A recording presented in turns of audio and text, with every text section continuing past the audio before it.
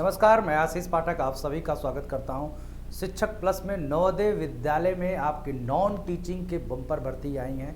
अब यहां पर किन किन पदों पे भर्ती आई हैं, कौन कौन से लोग फॉर्म भर सकते हैं, ये पूरी डिटेल इन्फॉर्मेशन आपको बताऊंगा। इन्फॉर्मेशन बताने से पहले आप सभी वीडियो को लाइक कर दें, शेयर कर दें, चैनल को सब्सक्राइब कर लें। जितनी भी टीचिंग से रिलेटेड आपको अपडेट चाहिए तो आप शिक्षक प्लस चैनल को सब्सक्राइब कर लें ताकि आपको हर टीचिंग से रिलेटेड इंपॉर्टेंट इन्फॉर्मेशन समय समय पर मिलती रहे। तो नवोदय विद्यालय में आपकी नॉन टीचिंग पोस्ट आई है और कुछ अभी हो सकता है आज या कुछ समय बाद आपको टीचिंग पोस्ट भी इसके देखने को मिल सकती हैं।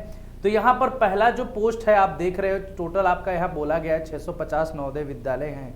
अब इनमें से आपके female staff nurse group B की एक पोस्ट आई है जिसमें टोटल 121 पद हैं। टोटल कितने हैं? 121 पद हैं। पूरा मैं डिटेल बता दे रहा हूं, बाकी एक एक करके मैं अलग से आपको इंफॉर्मेशन दे दूंगा कि किसकी क्या एलिजिबिलिटी है। इसमें अभी फीमेल स्टाफ नर्स का 121 पद है।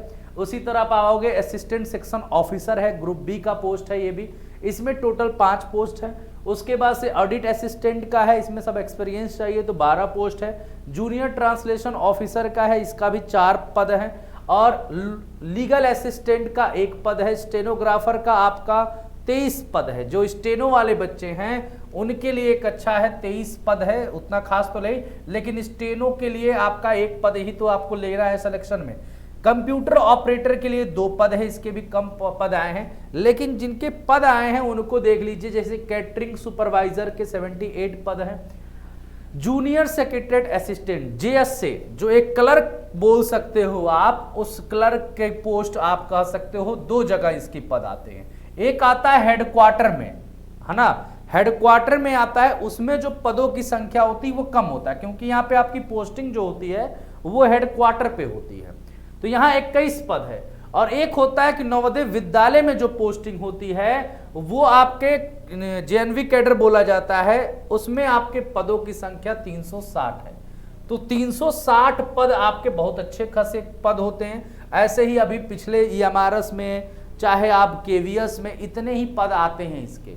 तो ये भी एक ठीक ठाक पद है आपका। इसके एलिजिबिलिटी आप जान लीजिएगा कि बस 10+2 आपसे मांगता है, कोई ग्रेजुएशन नहीं मांगता है। टाइपिंग आपको इंग्लिश या हिंदी दोनों में से आनी, कोई भी एक आ रही है तो आप कर सकते हैं इसको, ये ध्यान रखिएगा। इलेक्ट्रीशियन कम प्लम्बर में 128 पद है।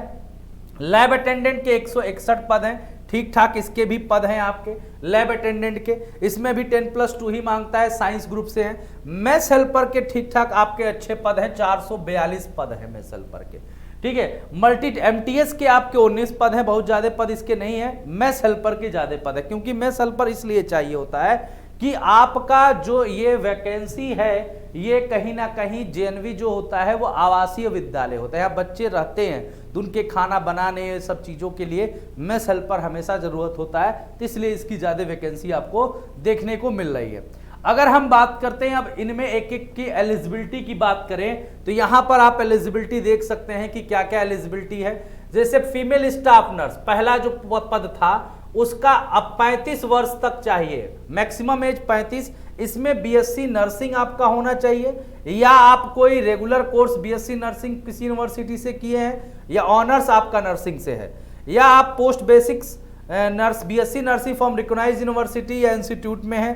दूसरा आपका क्या होना चाहिए कि रजिस्टर एज ए नर्स और nurse midwife with any state nursing council से आपका रजिस्ट्रेशन होना चाहिए। 2.5 year experience in minimum 15 bed 50 bed के हॉस्पिटल में कम से कम आपका एक एक्सपीरियंस होना चाहिए, तो आप इस वाले पद के लिए अप्लाई कर सकते हैं। अब उसके बाद से यहाँ पर क्या बोला है, असिस्टेंट सेक्शन ऑफिसर के लिए क्या होना चाहिए, आपकी एज 23 से लेकर 33 साल होना चाहिए, जनरल है। बाकी जो एससी एसटी और ओबीसी है, ओबीसी को सेंट्रल में 3 साल का, एससी एसटी को 5 साल का एज रिलैक्सेशन मिलता है, तो वो तो आपको मिलेगा ही मिलेगा। इसके लिए आपको बैचलर डिग्री आपकी होनी चाहिए और 3 साल का एक्सपीरियंस होना चाहिए किसी एडमिनिस्ट्रेटिव या फाइनेंशियल मैटर में, सेंट्रल गवर्नमेंट या कोई ऑटोनोमस ऑर्गेनाइजेशन में आप काम किए हो इस एडमिनिस्ट्रेटिव टाइप का, तब आप भर सकते हैं। ऑडिट असिस्टेंट में 18 से 30 साल की आपकी एज होनी चाहिए। बीकॉम इसमें जरूरी है, और यहाँ पर ऑडिट असिस्टेंट वालों के लिए, बीकॉम बच्चों के लिए बहुत बेहतरीन ये मौका है। और यहाँ पर बोला है कि क्वालिफिकेशन तो ये है डिजराइबल क्या है, 3 साल experience account work in government and autonomous organisation, ये आपका होना चाहिए। ठीक, अब यहाँ आप जूनियर ट्रांसलेशन ऑफिसर, इसमें आपका एज जो है मैक्सिमम 32 साल है।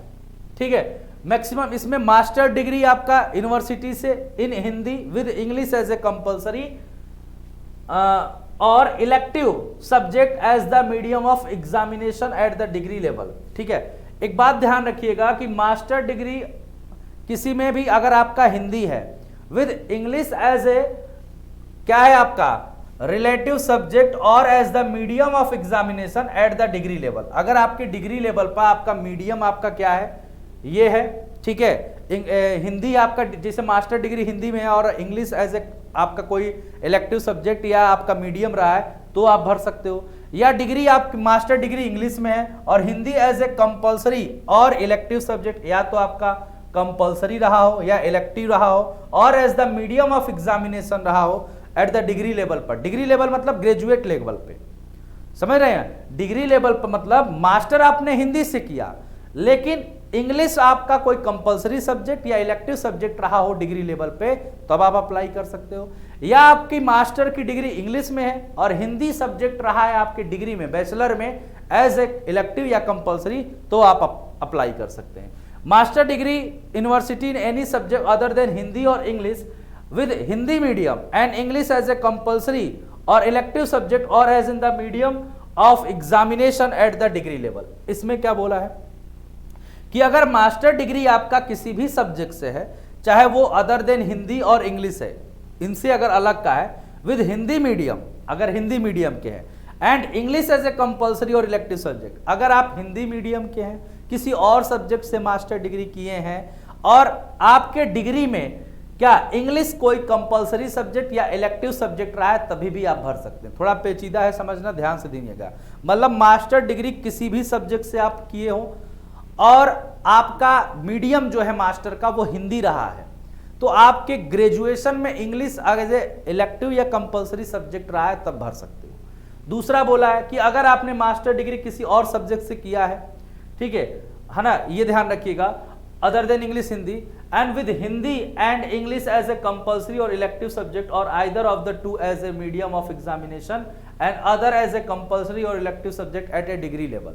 बोला कि अगर आपका यहां पे तो समझ गए ना कि आपका इंग्लिश मीडियम से है तो हिंदी आपका कंपलसरी सब्जेक्ट होना चाहिए। यहां पे बोल दिया कि English as a compulsory subject होना चाहिए। अगर मास्टर किसी और सब्जेक्ट से है और इंग्लिश मीडियम है तो हिंदी आपका कोई इलेक्टिव या कंपलसरी सब्जेक्ट होना चाहिए। उसके बाद और क्या बोला है कि मास्टर डिग्री आपका रिकॉग्नाइज्ड यूनिवर्सिटी से किसी भी सब्जेक्ट में अदर देन हिंदी और English with Hindi and English as a compulsory और इलेक्टिव सब्जेक्ट और either of the two as a medium of examination of other as a compulsory और elective subject at a degree level, तभी भी आप भर सकते हो, है ना। ये हिंदी या इंग्लिश में से आपका कोई मतलब इलेक्टिव या कंपलसरी सब्जेक्ट रहा हो और आपका मीडियम इनमें से कोई एक रहा हो, तभी भी आप डिग्री लेवल पे भर सकते हैं, ये ध्यान रखिएगा। लीगल असिस्टेंट में क्या है, ठीक है, लीगल असिस्टेंट में और दूसरा नंबर पे उस पर क्या चाहिए कि आपको डिप्लोमा और सर्टिफिकेट कोर्स ट्रांसलेशन का हिंदी और इंग्लिश में और vice versa for 2 year experience of translation work of Hindi to English and vice versa, मतलब हिंदी टू इंग्लिश और इंग्लिश टू हिंदी का एक्सपीरियंस और इसका सर्टिफिकेट आपका हिंदी टू इंग्लिश और इंग्लिश टू हिंदी का, ये भी आपका यहाँ पर लगेगा, ये ध्यान रखिएगा। ये सर्टिफिकेट रहेगा तभी आप इस फॉर्म को भर सकते हो और एक्सपीरियंस रहेगा तो। अब उसके बाद आता है लीगल असिस्टेंट का, ये लेवल 6 का है, 23 से 35 साल का आपका एज चाहिए। इसमें लॉ की डिग्री चाहिए और आपका 3 साल का एक्सपीरियंस चाहिए handling legal case in government department या किसी ऑटोनोमस बॉडी में, ठीक है। आपने अगर कोई केस मतलब वो किया है तो वो चीज़ें चाहिए। बाकी जो ये आपका क्या है, मानी हारता है कि कंप्यूटर नॉलेज होना चाहिए, इंग्लिश हिंदी की थोड़ी नॉलेज आपके पास होनी चाहिए। स्टेनोग्राफर 18 से 27 साल का एज है, 12th पास आपके पास होना हो और स्किल टेस्ट, इसमें कोई सर्टिफिकेट नहीं लगेगा। स्किल टेस्ट में आपका जो स्टेनो है आपका क्या है 80 वर्ड पर मिनट, 10 मिनट में आपके 80 वर्ड पर मिनट का डिक्टेशन होगा और इसका मतलब फिर से उसको जब ट्रांसलेट करोगे आपका स्टेनो का, वो आपका 50 इंग्लिश और 65 हिंदी ऑन ए कंप्यूटर क्या चाहिए, इसकी स्पीड चाहिए, ठीक है। इसमें जो आपका दिया गया है 50 मिनट्स, ये आपका वर्ड पर मिनट, और ये 50 मिनट आपको इंग्लिश के लिए मिलेगा, 65 मिनट आपको हिंदी के लिए मिलेगा। जो आप ट्रांसलेशन करोगे तो वो इंग्लिश और हिंदी स्टेनोग्राफर का है, वो डिपेंड करता है कि उसके अलग अलग टाइमिंग दी गई है। कंप्यूटर ऑपरेटर में 18 से 30 साल का आपका एज मांगा गया है, ये ध्यान रखिएगा। लेकिन इसमें आपके 2 ही पोस्ट हैं, बीसीए और बीएससी कंप्यूटर साइंस या आईटी वाले अप्लाई कर सकते हैं, बीटेक सीएस और आईटी ही अप्लाई कर सकता है, इसके अलावा कंप्यूटर ऑपरेटर में कोई नहीं अप्लाई कर सकता है। कैटरिंग सुपरवाइजर 35 साल तक मैक्सिमम एज है, बाकी रिलैक्सेशन तो आपको मिलेगा। बैचलर डिग्री होटल मैनेजमेंट में आपने किया है, an institution recognised by ministry of tourism, government of India या स्टेट गवर्नमेंट से, तो आप अप्लाई कर सकते हैं। या trade proficiency certificate in catering with a minimum 10 year service in defence service of regular establishment of ex serviceman only, तो वो आप कर सकते हैं अगर आपके पास ये सर्टिफिकेट है तो। जूनियर जेएसए के लिए आपको क्या करना है, जेएसए के लिए ध्यान दीजिए, जो बच्चे जेएसए का फॉर्म भरना चाहते हैं उनके लिए क्या एज चाहिए, लेवल 2 का जॉब है, 18 से 27 साल आपकी एज होनी चाहिए। इसमें आपका सीनियर सेकेंडरी सर्टिफिकेट मतलब क्लास 12 आपका पास होना चाहिए। साथ ही साथ आपको 30 वर्ड पर मिनट इंग्लिश टाइप राइटिंग और 25 वर्ड पर मिनट हिंदी टाइप राइटिंग, मतलब या तो इंग्लिश या तो हिंदी आपको टाइपिंग आना है, दोनों नहीं आना है, दोनों में से कोई एक टाइपिंग आती है। आप 10+2 पास हो और सीबीएसई या स्टेट बोर्ड से with secretariat practices at office management as a vocational subject आपने किया है, तभी भी आप अप्लाई कर सकते हैं, ये ध्यान रखिएगा। तो इसमें मेन वही है आपका, यहां देखो, knowledge of a computer operation, data entry acquired either as a subject of +2 level और 6 month diploma in computer from recognised institution और through computer literacy certificate at school level. मतलब एक आपको आदिमानी आहारता एक तरह पे, अगर आपके पास सर्टिफिकेट है कंप्यूटर का तो आपको प्रिफरेंस दिया जाएगा, ये बोला गया है, एसेंशियल नहीं है। Experience in account administration matter in government या सेमी गवर्नमेंट या ऑटोनॉमस ऑर्गेनाइजेशन में आपने अगर कोई कार्य किया है तभी भी आपको प्रेफरेंस दिया जाएगा, बस ये बोला गया है। उसके बाद से जूनियर सेक्रेटरी जेएनवी कैडर में आपकी आहारता जो है सेम है, हेडक्वार्टर में जाओ चाहे आप जेएनवी में जाओ, ठीक है, दोनों के लिए जो एलिजिबिलिटी है, एसेंशियल क्वालिफिकेशन है, आप 10+2 पास होना चाहिए, आपको टाइपिंग में या इंग्लिश या हिंदी की टाइपिंग आनी चाहिए। इंग्लिश की टाइपिंग आती है तो 30 वर्ड पर मिनट, हिंदी की टाइपिंग आती है तो 25 वर्ड पर मिनट, और हिंदी की टाइपिंग आपकी मंगल इंस्क्रिप्ट पे होगी, ये ध्यान रखिएगा, ठीक। चलिए अब यहां पर हम आते हैं, इलेक्ट्रीशियन कम प्लम्बर में 18 से 40 साल का एज चाहिए, 10वीं पास होना चाहिए, और आईटीआई आपका ट्रेड है किसमें, इलेक्ट्रीशियन वायरमैन में, और 2 साल का एक्सपीरियंस है आपका वायरिंग और प्लम्बिंग में, तो आप इस फॉर्म को भर सकते हैं, ये ध्यान रखिएगा। उसके बाद से लैब अटेंडेंट में 18 से 30 साल का एज चाहिए, इसमें 10th पास के साथ अगर लेबोरेटरी टेक्निक में आपका डिप्लोमा है तो आपका चलेगा, 10th पास हो या डिप्लोमा हो, आपका किसमें, diploma in laboratory technique, certificate बोला है ना, सर्टिफिकेट होना चाहिए 10th के साथ आपका लेबोरेटरी में टेक्निक में, नहीं है तो आप क्लास 12 साइंस स्ट्रीम से पास हैं तो आप भर सकते हैं। 10th जो बच्चा है उसके लिए आपका एक लैब से रिलेटेड सर्टिफिकेट होना जरूरी है, नहीं तो आप 12th में आप साइंस स्ट्रीम से तो भर सकते हो। मैस हेल्पर के कौन कौन फॉर्म भर सकते हैं, 18 से 30 साल की एज इसमें मांगी है, इसमें भी 10वीं पास वाले बच्चे है ना, और 5 साल का experience of working in a government residential organisation, mess, school mess and, मतलब आपका किसी भी गवर्नमेंट रेसिडेंशियल ऑर्गेनाइजेशन में, मतलब कोई गवर्नमेंट संस्था में आप 5 साल तक क्या हो रहे हो, वर्किंग किए हो मेस में, ठीक है, गवर्नमेंट की कोई संस्था है जिसमें आप मेस में वर्क किए हैं 5 साल, या किसी स्कूल गवर्नमेंट का उसमें आपने किया है, ठीक है, तो आप यहां पे फॉर्म भर सकते हैं, तो ये ध्यान रखिएगा।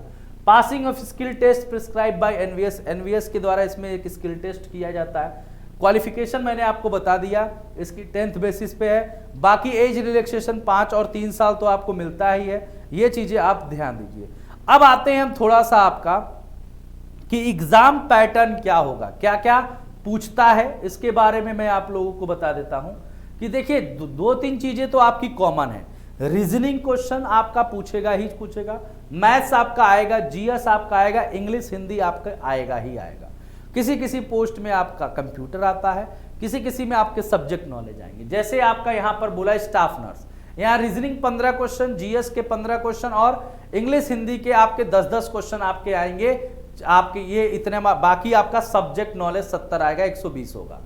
असिस्टेंट वाले में आप देख लो, रीजनिंग, क्वांट, जीएस आपका आएगा, बेसिक आपका नॉलेज ऑफ कंप्यूटर और जीएस मिला के आपके 10 क्वेश्चन आ रहे हैं। कंप्यूटर तो आ ही रहा है, बाकी ये सब्जेक्ट नॉलेज जो है वो 50 क्वेश्चन आएंगे। ऑडिट असिस्टेंट वालों को रीजनिंग, क्वांट आएगा और इंग्लिश हिंदी आपके 30 क्वेश्चन आएगा और कंप्यूटर के 20 क्वेश्चन आएंगे, ये ध्यान रखिएगा। अब हम बात करते हैं जूनियर ट्रांसलेशन ऑफिसर के, तो इसमें भी ट्रांसलेशन के क्वेश्चन आते हैं। Translation English to Hindi 25 question, Hindi to English 25 question, reasoning, फिर जीएस, फिर आपका सब्जेक्ट नॉलेज 20 नंबर का आता है, हिंदी या इंग्लिश का आपका आएगा। हिंदी जो भी आप जैसा होगा वही आपसे पूछा जाएगा। फिर लीगल असिस्टेंट में आपके 15 क्वेश्चन इसके रीजनिंग के, 15 जीएस के, 15 आपके लैंग्वेज के हो गए और 20 आपके मैथ्स हो गया। बाकी आपका सब्जेक्ट नॉलेज आता है 70 क्वेश्चन, तो 150 का होता है लीगल असिस्टेंट। स्टेनोग्राफर में आपका जनरल होता है, इसमें आपका कंप्यूटर नॉलेज 30 क्वेश्चन होता है, जीएस आपका 30 होता है। आपका जो लैंग्वेज होता है इसमें आपका मैथ्स नहीं होता है, क्वांट नहीं होता है, जनरल इंग्लिश, जनरल हिंदी मिला के 20-20 क्वेश्चन आपके 40 मार्क्स के लैंग्वेज के पोर्शन होते हैं। तो टोटल 100 क्वेश्चन होता है, 100 मार्क्स का होता है और 2 घंटे का ये ड्यूरेशन होता है इसका। उसके बाद सेकेंड स्टेज जो होता है इसका स्टेनो टेस्ट होता है। उसके बाद आप जाओगे तो कंप्यूटर ऑपरेटर में, तो यहाँ रीजनिंग 20 क्वेश्चन, क्वांट 20 क्वेश्चन और आपका लैंग्वेज 30 क्वेश्चन, 15 इंग्लिश, 15 हिंदी आपके 30 नंबर का होता है और नॉलेज कंप्यूटर का 60 का होता है। टोटल 130 क्वेश्चन इसमें होते हैं, 2.5 घंटा का ये पेपर होता है। उसके बाद से कैटरिंग सुपरवाइजर में रीजनिंग, तो आपका रीजनिंग, जीएस और लैंग्वेज मैक्सिमम में है, ये आप देखो सब में है। बाकी कंप्यूटर नॉलेज यहाँ 10 नंबर और आपका जो डोमेन है, जो प्रोफेशन है, उसके 60 क्वेश्चन आपके होते हैं। अब आते हैं हम लोग मेन जीएसए के बारे में बात करते हैं, जिसके सबसे ज्यादा पद है। जीएसए में आपका जो KVS GSA, EMRS GSA same है आपका सिलेबस। रीजनिंग के 20 क्वेश्चन, क्वांट के 20 क्वेश्चन, आपके मैथ्स के 20 क्वेश्चन 20 मार्क्स के, general awareness and current affair मिला के 30 क्वेश्चन अच्छा खासा वेटेज रखता है और आपके लैंग्वेज का 15 इंग्लिश, 15 हिंदी मिला के 30 क्वेश्चन 30 मार्क्स का।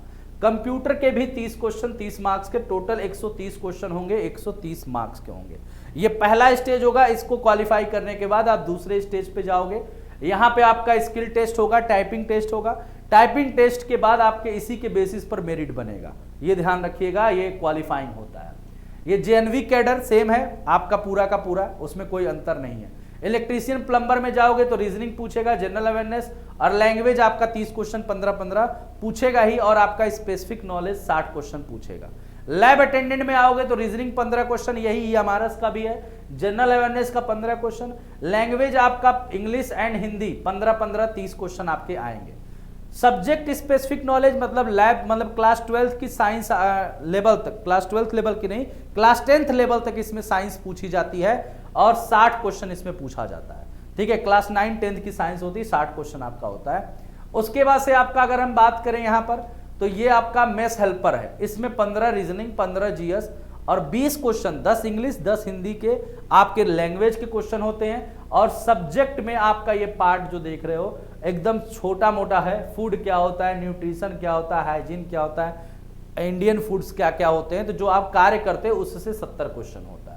तो टोटल 120 क्वेश्चन इसके भी आपके बनते हैं और एमटीएस के आपके 40 क्वेश्चन लैंग्वेज के बनते हैं और जनरल अवेयरनेस और करंट अफेयर के 20 क्वेश्चन बनते हैं और बेसिक नॉलेज ऑफ कंप्यूटर के 40 क्वेश्चन बनते हैं। तो एमटीएस की पद तो बहुत कम है, लेकिन जब से ज़्यादा पद आपके मेस हेल्पर के हैं। तो अगर आप लोग सर्टिफिकेट आपके पास हो या आप किसी में गवर्नमेंट में रेसिडेंशियल में काम कर रहे हैं किसी जगह पे, तो आप अपना सर्टिफिकेट बनवा लीजिए, तो अच्छा खासा चांस हो जाएगा कि आप जेएनबी में मेस हेल्पर बन जाए। बाकी जिनकी टाइपिंग और स्टेनो अच्छी है तो वो जेएसए और स्टेनो के लिए भर सकते हैं इस फॉर्म को।